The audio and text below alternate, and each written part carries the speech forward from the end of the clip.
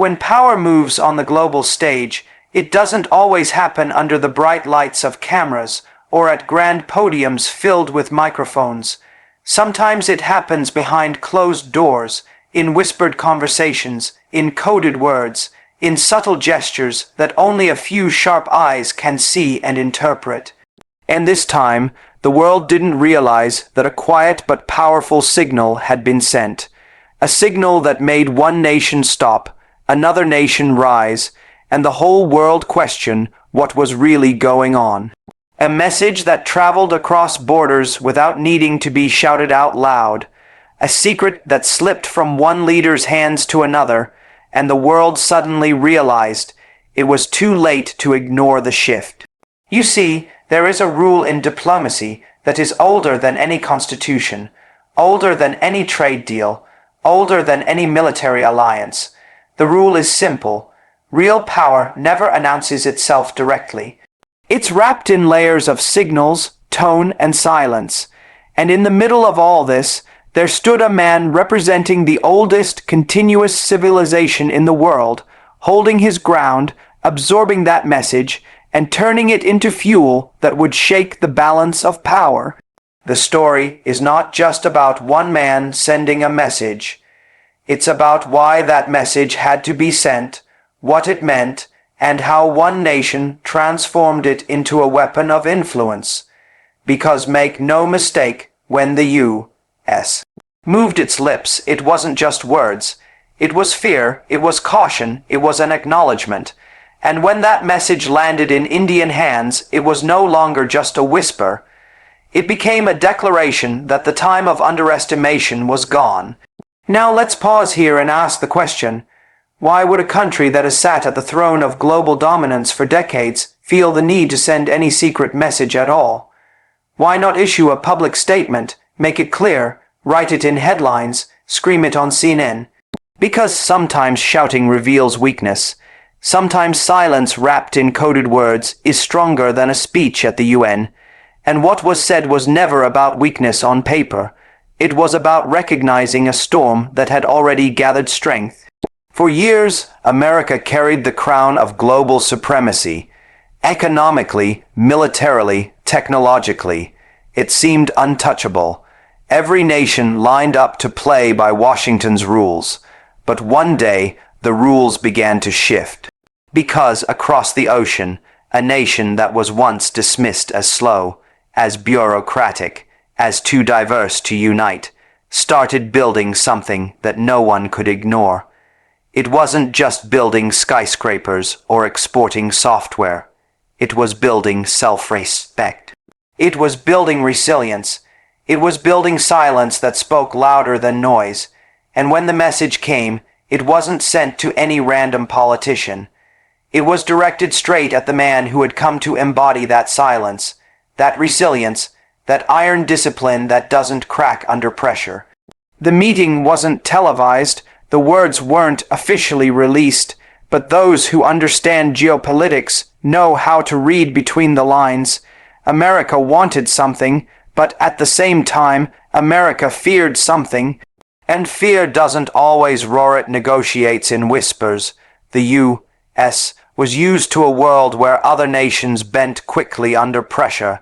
But here, they were facing a diplomat who doesn't bend, who doesn't shake, who doesn't panic when pushed.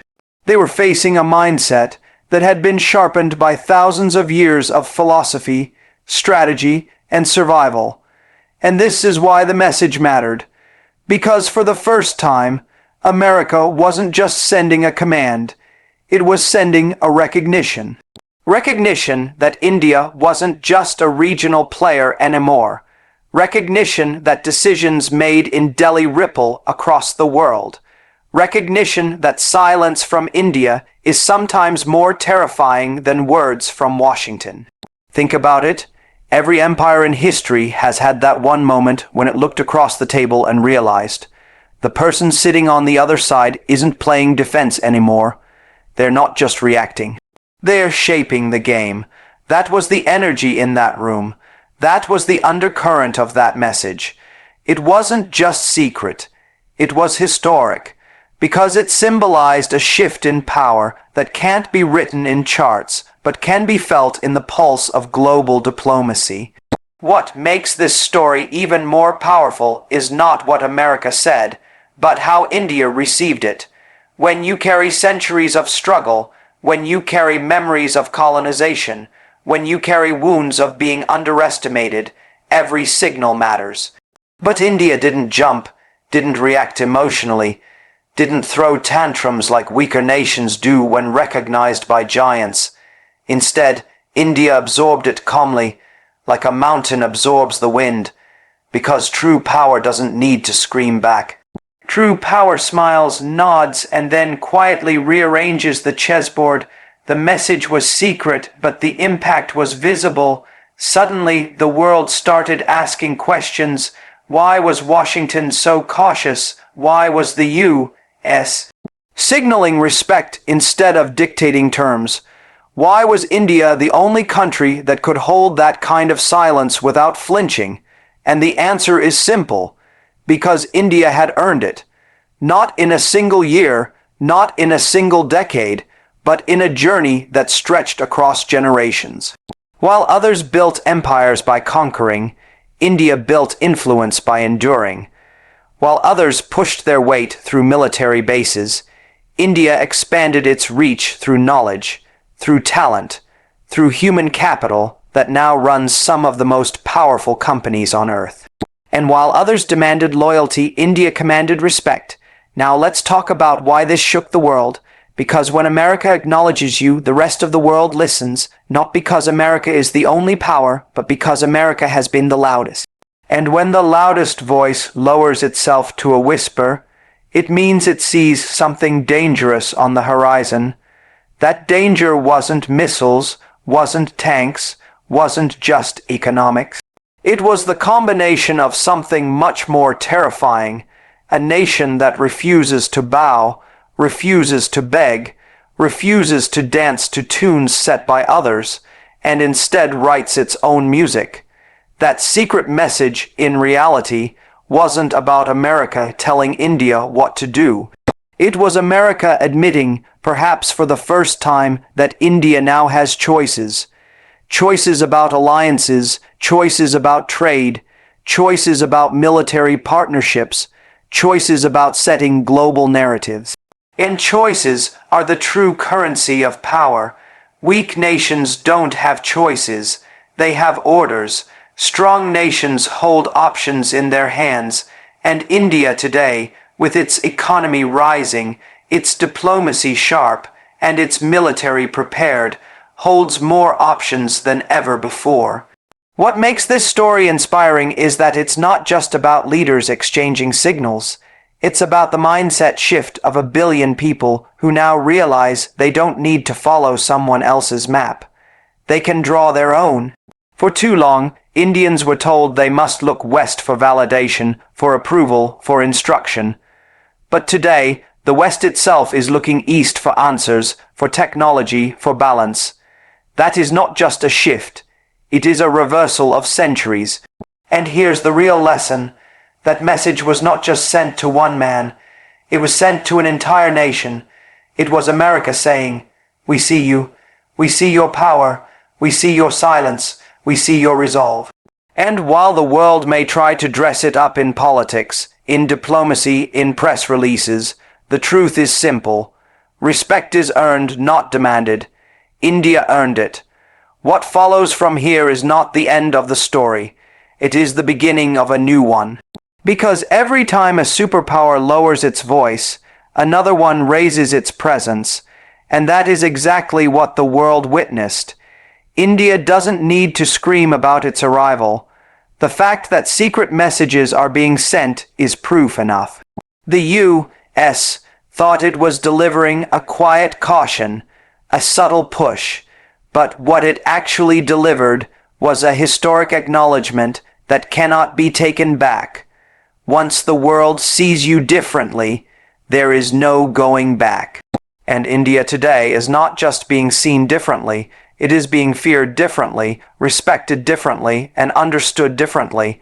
That is why the message was secret, not because it was weak, but because it was strong. Not because it was irrelevant, but because it was too relevant to be said out loud. And when India received it with calm confidence, it turned into something bigger than the sender ever imagined. A statement to the world without needing to be shouted. A reminder that power doesn't beg for recognition. It commands it by existing. It marked the birth of India's assertive military doctrine backed by innovation, and for years the world was used to seeing India as a nation that simply absorbed pressure. A nation that tried to survive amidst hostility on its borders, global double standards, and superpowers pulling strings in the background. But something changed, and that change was not announced with parades or loud proclamations.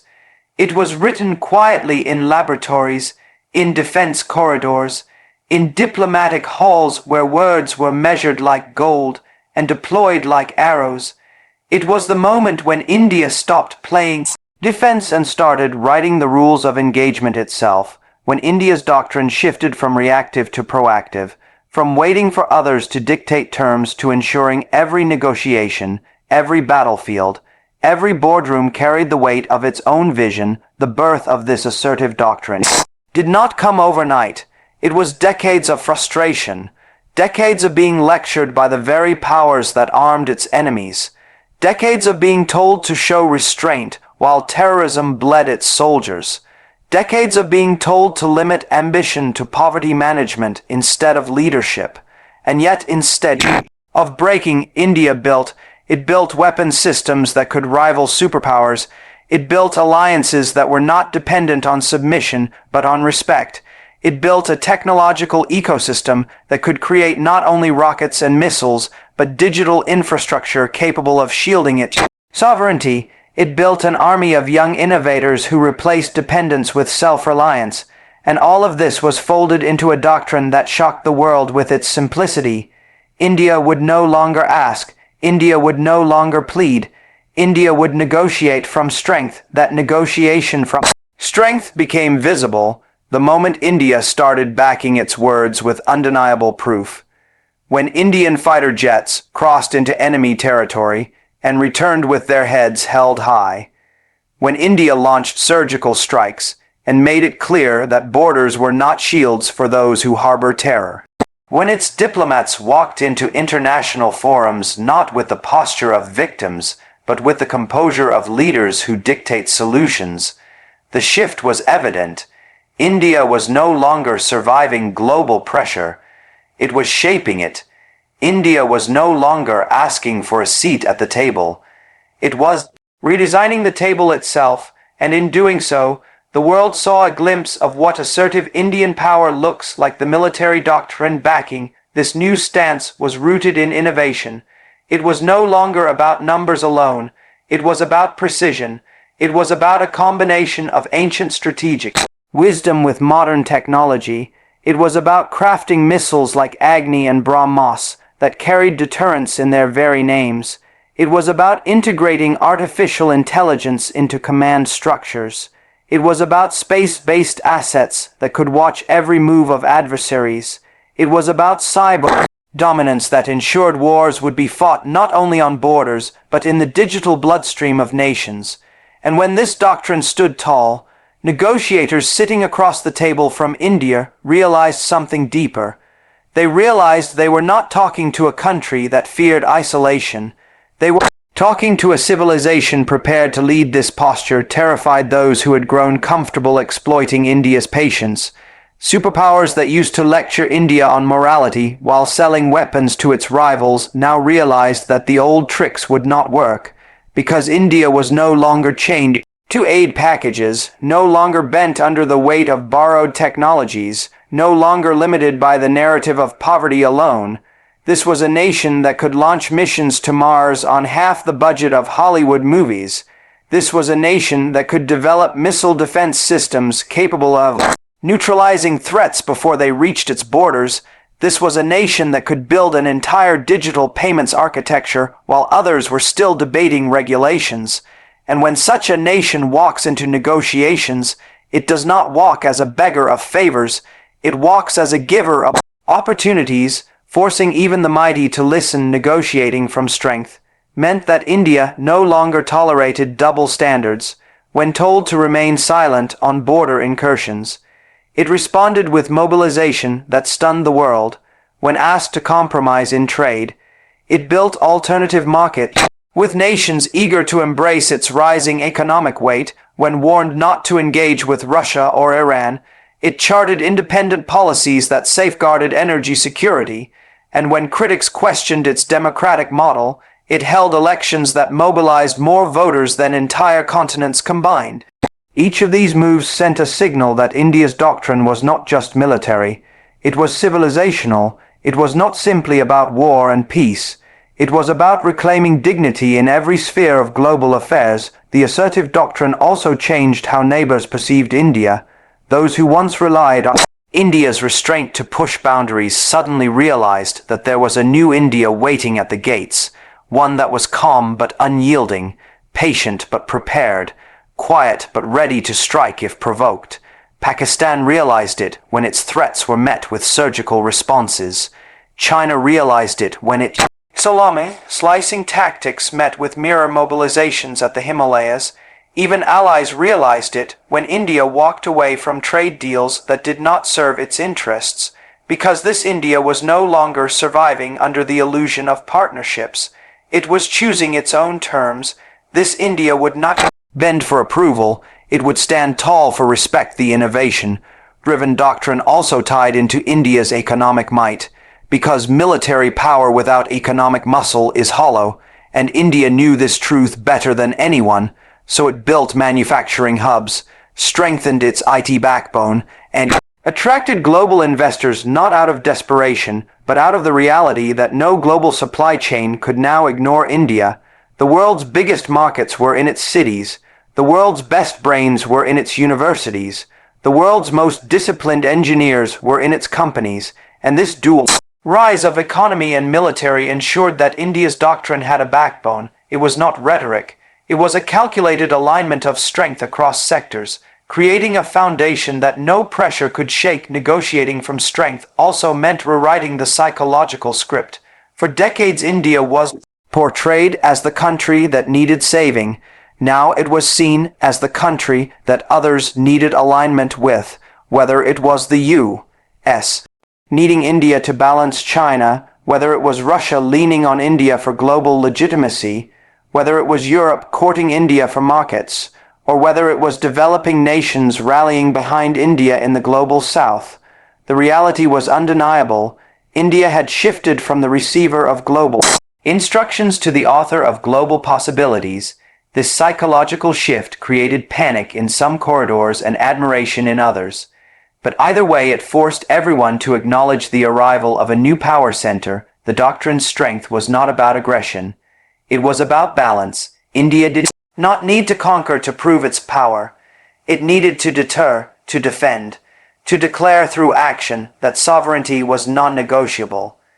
Its nuclear doctrine of no first use, paired with credible deterrence, was a message that power is not about striking first. It's about ensuring no one dares to strike. Its space programs were not just about exploration. They were about ensuring no one dominated the skies unchallenged.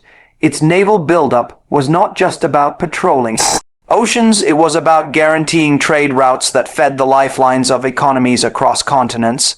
And with every move, the message grew sharper. India negotiates from strength because it can, because it has earned the right to. This birth of assertiveness, backed by innovation, created a paradox. For the world, nations that once underestimated India now courted it, yet feared that its rise would diminish their leverage. They admired its growth, yet worried about their irrelevance. They wanted India on their side, yet hesitated to accept that India would never be anyone's pawn. And this paradox manifested in every international meeting, where leaders once looked at India as a supporting actor. Now they looked at it as a lead whose decisions could swing global balances. The world realized with clarity that India's doctrine was not temporary. It was structural.